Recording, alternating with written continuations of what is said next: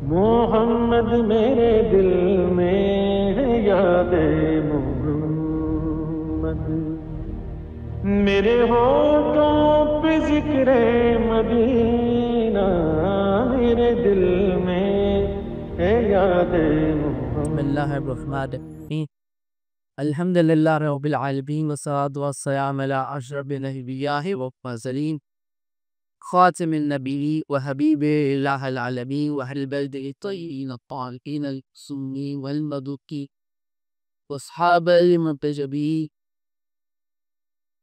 کائب T V Canada دیکھنے والے تمام کی تاثیر کو سید فرج حسین زیدی کا السلام ہے۔ ناظرین کرام، ہمارا مسلسل موضوع ہادی اور ہدایت، آج یہ ہماری تیسری نشست یا تیسری قسط ہے۔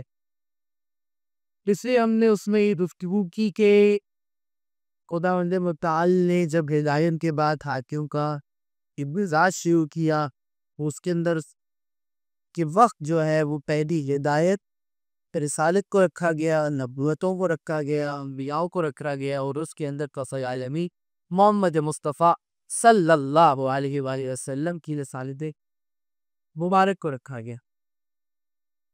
اس کے بعد اگر آج ہم اس نشست میں کچھ جائزہ لینے کی کوشش کر سکے کہ ہدایت اب جو اگلے مراحل ہیں، وہ اگلا مرحلہ جو ہے اسے عصمت کہتے ہیں، اور عصمت کے اندر وہ عصمت کبریٰ تنہا وہ شہزادی جناب فاطمہ الزہرا سلام اللہ علیہا نظر آئے کہ جنہوں نے اپنے کردار سے خداوند متعال کی پہچان۔ ہدایت اب ظاہری سی بات ہے، دیکھیے کہ خداوند متعال جو قرآن مجید میں ارشاد فرمایا کہ 4 نساء عالمین ہیں کہ جن میں سب سے بڑا شرف سیدۃ النساء العالمین فاطمہ الزہرا صلوات اللہ وسلام اللہ علیہا۔ آپ پوچھیں گے کہ بھئی جب 4 ہیں اور ان کے اندر سب سے بڑا شرف جناب زہرا کا کس طرح رکھا گیا ہے، تو جناب زہرا کا شرف اس طرح سب سے بڑا رکھا گیا ہے کہ اگر آپ ان کے اندر دیکھیں تو سب سے پہلی منزل پر فرعون کی زوجہ کو رکھا گیا۔ دیکھیے یہ خداوند متعال کا امتزاج ہے، وہ جس سے چاہتا ہے اس سے ہدایت لیتا ہے۔ اسے ہادی اور ہدایت میں ضرورت نہیں ہے کہ وہ مکمل ہر چیز دیکھے، جہاں اس نے فطرت سے ہٹ کر کام کیا بالے والے اسے ہادی بنا کر اسے بنی نوع بشر کے لیے ہدایت کا منصوبہ دے دائے۔ اب اگر اسی میں آپ دیکھیں تو پہلی منزل پر فرعون کی زوجہ کو رکھا گیا، لیکن یہ عصمت طاہرہ نہیں ہو سکتی کیونکہ نہ باپ معصوم ہے، نہ بیٹا معصوم ہے، نہ شوہر معصوم ہے، تمام جو ہے وہ اردان وہ خائے کی ہے۔ دوسری منزل پر جناب مریم سلام اللہ علیہا، قرآن مجید کے اندر آیا ہے خداوند متعال نے جناب مریم کو انعاماً تو پتر حضرت عیسیٰ کو دیا جب آپ عبادت میں مشغول تھی، اور عظیم امتزاج ہے جناب مریم کا کہ انہوں نے تمام ہی اپنی کینتار کی ایک شخص سے خداوند متعال کو روشناس کروایا۔ لیکن یہاں بھی بات یہ ہے کہ تمام ادوات تو دیکھے جائیں گے، لیکن چونکہ زوج نہیں ہے وہ معصوم نہیں ہو، باقی بات آپ کے سامنے موجود ہے۔ تیسری منزلت پر جناب خدیجہ سلام اللہ علیہا کو رکھا گیا۔ کون ہے جناب خدیجہ؟ کہ جن کے لیے خداوند متعال نے سورۃ الضحیٰ کے اندر کہا کہ اے رسول آپ کے پاس مال نہیں تھا، ہم نے اپنا مال دیا، یعنی کہ خداوند متعال نے جس کے مال کو، جس کے ساتھ کو، جس کی سپورٹ کو، جس کی پوزیشن کو اپنا کہا ہو، اسے جناب خدیجہ کہا جائے۔ تو یہ مقام ہے جناب خدیجہ کا، لیکن اس کے اندر بھی اونٹی کیونکہ بالغ کا عنوان خالی رہ جاتے معصومیت تھی۔ تو اب عصمت کبریٰ کی منزل پر کون ہے کہ جن کا باپ بھی بری ہو، بیٹا بھی بری ہو، زوج بھی بری ہو، اور وہ خود بھی اس ولایت کی صدیقہ شقیدہ بن کر کائنات کے سامنے حاضر نہیں ہوئی، جناب فاطمہ الزہرا سلام اللہ علیہا کی ذات گرامی اقدس ہے۔ اگر آپ دیکھیں تو اس ہدایت کے اندر اب رسالت مآب کو ضرورت ہے کن کی؟ اولاد کو ہدایت کرنے کی. تو ان کی ہدایت کے لیے اب جناب زہرا سلام اللہ علیہا نکل لگی.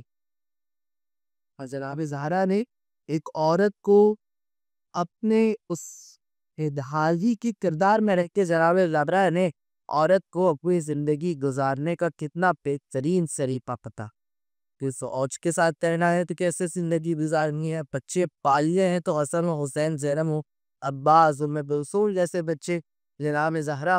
اور جب زوج پایا تو جناب مولا علی کو تورا جیسا پایا، بابا پایا.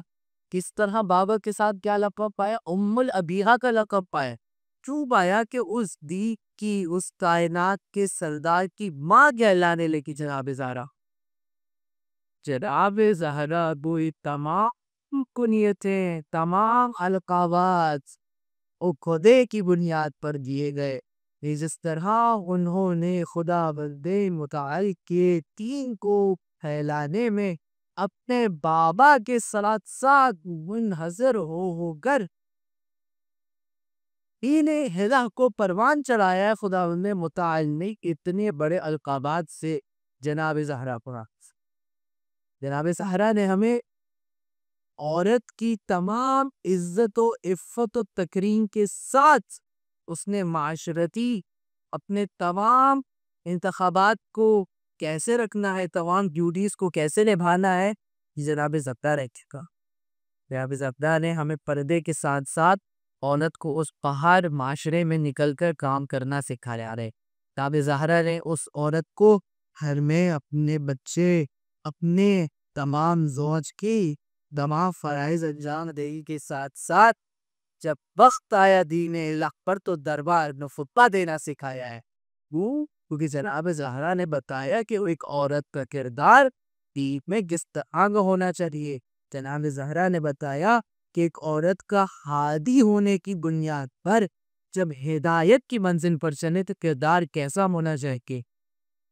اگر ہم اس ہادی اور ہدایت کے اندر اگر ہم یہ دیکھیں تو ہم پائیں گے وہ جناب زہرا نے کس طرح اپنے کردار سے کس طرح بنی نوع بشر کے لیے ہدایت کا بہترین بندوبست کیا ہے.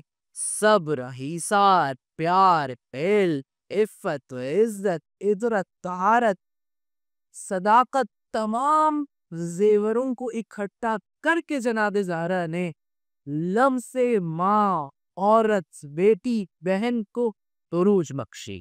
تو یہ جناب زہرا کا کردار ہے.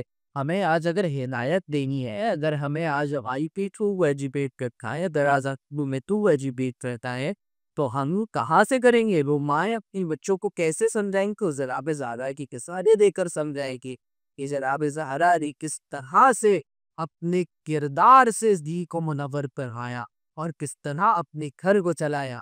جناب زہرا نے کس طرح سے خدا بند متعال کی عبادت بھی کی اور جب وقت آیا دین کے اوپر تو جا کے دربار میں خطبہ بھی دیا. وہ جناب زہرا نے تمام ذمہ داری کو نبھانا سکھایا. یہی تربیت، یہی عنوان ہے کہ جناب زینب سلام اللہ علیہا صلوات اللہ وسلام اللہ نے امام حسین کے اس تحریک کے اندر شریکت الفضیل کا لقب پایا کہ جہاں پر انہوں نے ایک معاشرے میں عورت ہو کر یہ بتایا کہ اگر تربیت جناب زہرا جیسی ہو، جناب زہرا جیسی ہدایت ملی ہو تو اس کے بعد دربار میں وہ امام وقت کو بھی بچاتی ہیں، وہ دربار میں دین الہ کو بھی بچاتی ہیں، وہ دربار میں رسالت محمد مصطفیٰ صلی اللہ علیہ وآلہ وسلم کو بھی بچاتی. انہوں نے عورت کو کہیں مجبور خلط نہیں کیا. انہوں نے عورت کو بتایا کہ عورت اپنے کردار کے عنوان میں، اپنے کردار کے دائرے میں کس طرح رہ کر معاشرے کے لیے مفید بن سکتی. دیکھتے رہیں ٹائم ٹی وی کینیڈا، کیونکہ ٹائم سے ہے زندگی.